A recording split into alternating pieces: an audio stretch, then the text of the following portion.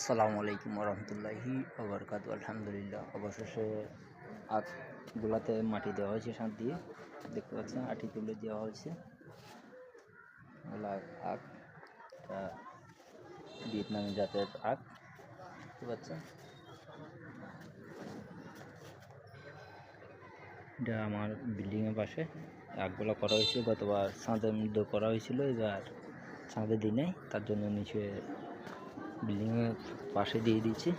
এটা হচ্ছে সুরমা মরিচ গাছ এটা, আর এগুলো হচ্ছে পোলো গাছ। পোলো গাছগুলো অনেক সুন্দর হয়েছে। এখান থেকে এলাকার মানুষ সবাই নিয়ে গিয়ে খায়। দেখতে পাচ্ছেন, এগুলো সবগুলো মানুষই নিয়ে যায়।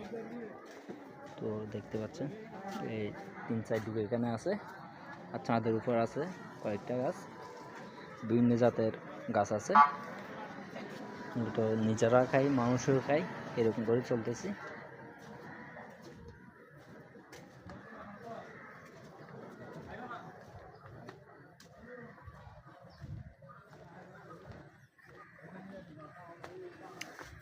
আর এখানেও দেওয়া হয়েছিল অনেক জাতের গাছ, সবজি গাছ থেকে শুরু করে। এটা G9 কলা গাছ, এটা বেগুন গাছ আছে, মেহেদি গাছ আছে, পেঁপে গাছ আছে, সাপোটা গাছ আছে।